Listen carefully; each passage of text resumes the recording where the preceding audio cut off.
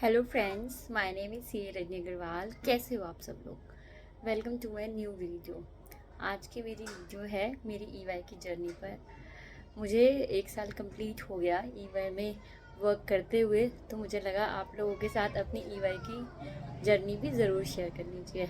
आज से 1 साल पहले जब मेरी जॉब लगी थी ईवाई के अंदर, तो बहुत खुश थी उस समय कि जॉब लग गई है, क्योंकि एक ड्रीम था हमेशा से कि बिग फोर में जाना है, बिग फोर में जाना है।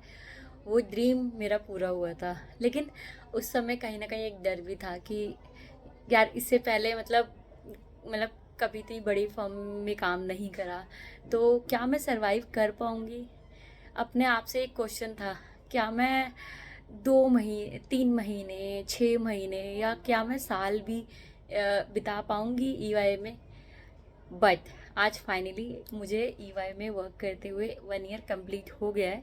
एंड डोंट वरी, मैंने ईवाई छोड़ा नहीं है, आई एम स्टिल वर्किंग।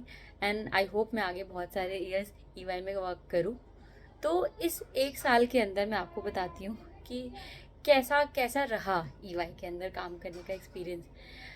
सबसे पहले तो ये बात आप लोग भी मानोगे कि जब हम मतलब किसी भी नई ऑर्गेनाइजेशन में ज्वाइन करते हैं तो एक मन में डर होता है कि यार पता नहीं हम काम कैसे हैंडल कर पाएंगे। और जब आपने ये सुना हुआ हो बहुत सारे लोगों से कि यार बिग फोर में तो बहुत ज़्यादा प्रेशर होता है, मतलब बहुत सारी चीज़ें होती है जिसको लेके आप डरते भी हो कि कैसे मतलब आप सरवाइव कर पाओगे। बट मैंने फाइनली सरवाइव करा। तो अगर मैं सरवाइव कर सकती हूँ तो आप लोग भी सरवाइव करोगे ज़रूर। तो बहुत सारे ना र्यूमर्स होते हैं। सबसे पहले तो आपको पता है बिग फोर ज्वाइन करने के लिए ही बहुत सारे र्यूमर्स होते हैं। खासकर कुछ र्यूमर्स ऐसे हैं, जैसे मैं आपको बताती हूँ कि अगर आपके मल्टीपल अटेम्प्ट्स हैं तो आप सोच भी नहीं सकते बिग फोर ज्वाइन करने का। अगर आपकी इंग्लिश स्पीकिंग अच्छी नहीं है तो आप नहीं सोच सकते बिग फोर ज्वाइन करने का। अगर आपका आर्टिकलशिप का एक्सपीरियंस बहुत ज़्यादा बुरा है तो आप नहीं सोच सकते। अगर आपको बहुत ज़्यादा टाइम गैप आ गया है, मतलब आर्टिकलशिप आपने बहुत टाइम पहले करी थी और अब सीए थोड़ा लेट बने हो, तो अब आप सोच नहीं सकते। और भी बहुत सारी चीज़ें होती है कि एक लड़की के लिए खासकर कि यार मेरा मैटरनिटी ब्रेक आ गया है। और लड़कों के लिए खासकर चीज़ होती है कि यार हमारी एज इतनी हो गई है सीए करते करते, तो क्या एज फैक्टर भी आएगा? तो ऐसे बहुत सारे फैक्टर्स होते हैं जो हमें ये सोचने पर मजबूर कर देते हैं कि यार हम क्या इन सब चीज़ों को लेके सीए बनने के बाद भी क्या बिग फोर के अंदर ज्वाइन कर पाएंगे या नहीं कर पाएंगे। तो सबसे पहले मैं आपको ये बोलूँगी कि जब मैं सीए बनी थी मैं भी यही सोचती थी कि मेरे भी मल्टीपल अटेम्प्ट्स हैं, आर्टिकलशिप एक्सपीरियंस अच्छा नहीं है, तो शायद कभी भी किसी बिग फोर में जाना नेक्स्ट टू इम्पॉसिबल है। जब कुछ फ्रेंड्स को देखती थी बिग फोर में जा मतलब ज्वाइन करते हुए, तो लगता था यार क्या कभी मैं भी ऐसा होगा कि किसी बिग फोर के अंदर ज्वाइन करूँगी। बट देखो, मैं अब कुछ चीज़ें क्लियर करती हूँ। सबसे पहले तो जो इंग्लिश वाली बात है, इंग्लिश बहुत ज़्यादा अच्छी होनी चाहिए। नहीं, आपकी इंग्लिश इतनी होनी चाहिए कि आप अपनी जो बात है सामने वाले को कम्युनिकेट कर सको। मेरी इंग्लिश भी कोई बहुत ज़्यादा अच्छी नहीं है, बट हाँ, इतना मैं कोशिश करती हूँ इंग्लिश में बात करने का कि जब इंटरव्यू हो तो मैं अपने इंटरव्यूअर को अच्छे से आंसर कर सकूँ। तो आपकी इंग्लिश इतनी होनी चाहिए कि आप अपनी बात को कम्युनिकेट कर सको। बहुत हार्ड एंड फास्ट नहीं होनी चाहिए आपकी इंग्लिश।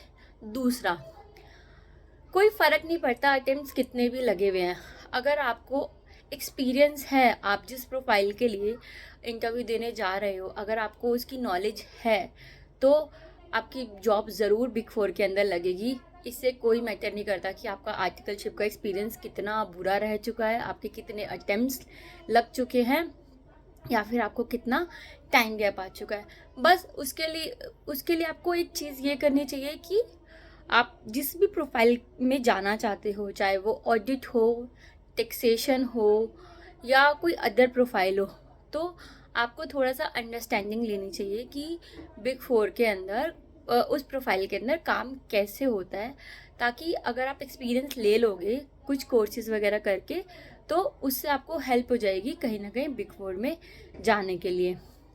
एक और फैक्टर होता है एज फैक्टर कि अब मैं 30 का हो गया हूँ या 31 35 के आसपास हमने सीए क्लियर करी है, तो क्या बिग फोर इस मतलब इस एज में भी हमें कंसिडर करेगी? देखो, मैंने तो कभी नहीं देखा कि बिग फोर ने मेरी एज पूछी हो इंटरव्यू करते टाइम। तो एज का एज सच कोई क्राइटेरिया नहीं होता, लेकिन हम लोग खुद ही उसको एक क्राइटेरिया बना के रखते हैं कि नहीं यार, अब तो हमारी एज इतनी ज़्यादा हो गई है तो कैसे जॉब लगेगी। आप लोग सिर्फ जल्दी से सीए बनो और अपने अंदर वो स्किल्स लाओ जो एक बिग फोर में काम करने के लिए चाहिए। वो स्किल्स कुछ नहीं, सिर्फ नॉलेज है। आपको टेक्निकल नॉलेज अच्छी होनी चाहिए उस प्रोफाइल के लिए जिस प्रोफाइल में आप जाना चाहते हो। तो बस वही चीज़ है जो आपको ईवाई में पहुंचाएगी। और अगर आपको नहीं समझ में आ रहा कि आप वो टेक्निकल नॉलेज कहाँ से गेन करें, तो आप लोग मेरे से कंसल्ट भी कर सकते हो कि यार हमें किसी पर्टिकुलर प्रोफाइल के लिए कहाँ से नॉलेज लेनी चाहिए, क्या कोर्स करना चाहिए जिससे हमें वो नॉलेज आए और हम अपना बिग फोर में जाने का सपना पूरा कर सकें। तो चलो, अब हम जर्नी वाली बात पे बात कर रहे थे। तो जब ज्वाइन करा तो इनिशियली ज्वाइनिंग तो मतलब शुरू में तो थोड़ा सा ट्रेनिंग पीरियड ही चल रहा होता है 2 हफ्ते का। लेकिन उसके बाद फिर जब आपके पास काम आना स्टार्ट होता है, आपको कोई क्लाइंट एलोकेट होता है, तो धीरे धीरे आपको चीज़ें इनिशियली थोड़ी सी डिफ़िकल्ट लगती है क्योंकि आप उनको वो काम करने का एक्सपीरियंस नहीं है। बट हाँ, टीम्स वगैरह अच्छी होती हैं, वो आपको गाइड करते हैं, सिखाते हैं। और आपको देखो कहीं ना कहीं खुद भी वर्क करना पड़ता है। जो ये बोलते हैं ना कि प्रेशर होता है, प्रेशर क्या होता है, जब हम नए नए होते हैं तो हमें काम नहीं आ रहा होता करना। तो जो काम 2 घंटे का होता है, कई बार हमारा पूरा दिन लग जाता है उसके अंदर। तो इस वजह से हम लोगों को प्रेशर फील होता है। आज भी मेरे साथ ऐसा होता है कि कई बार मुझे कुछ चीज़ें नहीं आ रही होती तो मेरा टाइम बहुत ज़्यादा लग जाता है। जब मैं अगर अपने सीनियर से पूछती हूँ, वो बताते तो मेरे को लगता है यार काश मैं पहले उनसे पूछ लेती, मेरा कितना सारा टाइम सेव हो जाता।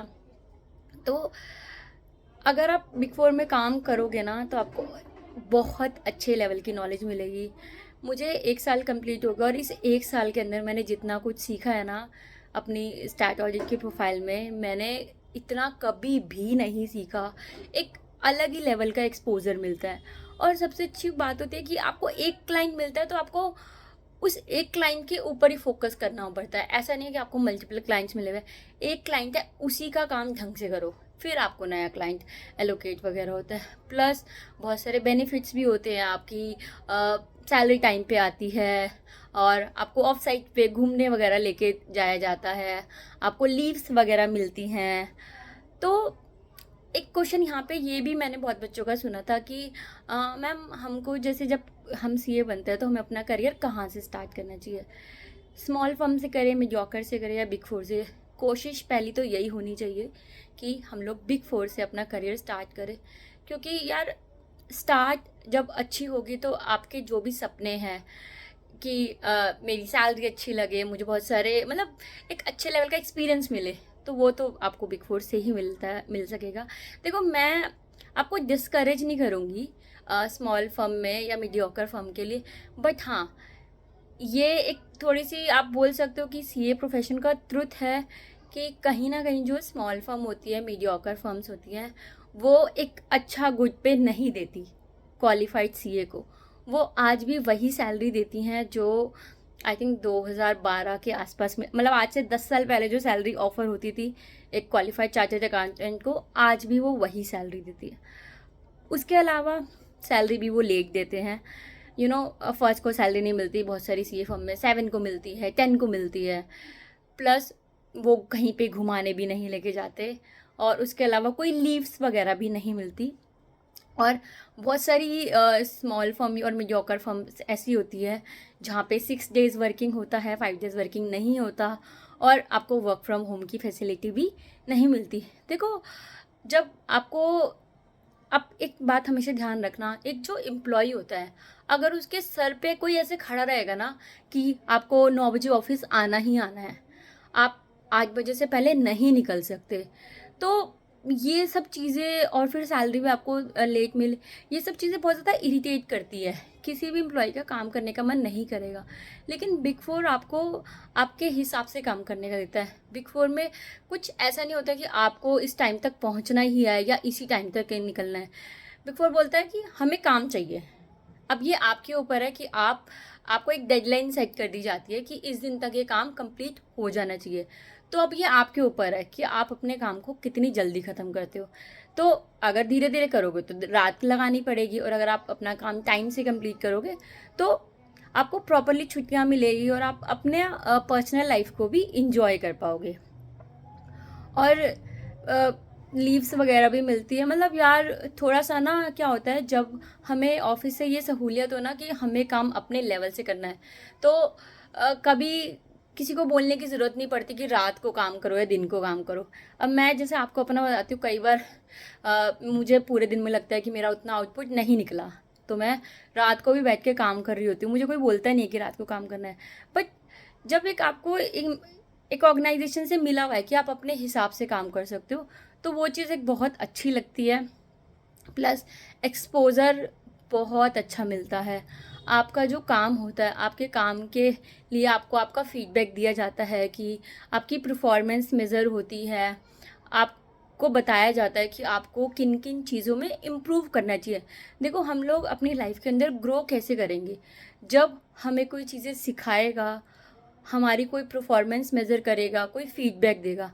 तो ये सब चीज़ें जो होती हैं ना कहीं स्मॉल फर्म में, मीडियोकर फर्म में मिसिंग होती है। और 6 डेज़ ऑफिस जाना बहुत ज़्यादा हेक्टिक हो जाता है, क्योंकि एक दिन संडे मिलेगा तो यार कैसे चलेगा।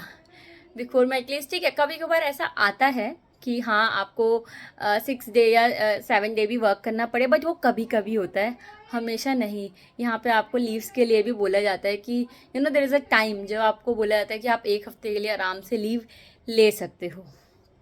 तो ऑल इन ऑल मैं ये बोलूँगी कि प्लीज़ कोशिश करो कि बिग फोर के अंदर ही अपना करियर स्टार्ट करो।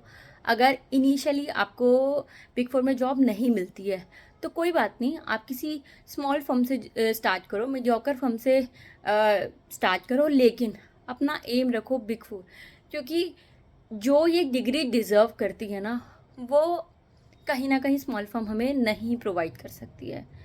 तो हमने यार इतनी मेहनत करी है सीए कोर्स, मतलब सीए डिग्री पाना इतना आसान नहीं है, इतनी इतनी पढ़ाई करनी पड़ती है, और उसके बाद भी आप एक बात, तो अगर एक अच्छी सैलरी ना मिले, एक अच्छा काम करने का तरीका ना मिले, तो क्या फ़ायदा इतनी मेहनत करने का। तो मेरा एक्सपीरियंस बहुत बहुत बहुत अच्छा रहा। टचवुड, भगवान की दया से अभी तक मुझे कोई इशू फेस नहीं हुआ। हाँ, कभी कभी कुछ असाइनमेंट ऐसे होते हैं जहाँ पे काम बहुत ज़्यादा होता है, बट सीखने को भी वहीं पे मिलता है। तो बिग फोर में काम करना अपने आप में एक अलग ही लेवल का एक्सपीरियंस है। जब आप लोग ज्वाइन करोगे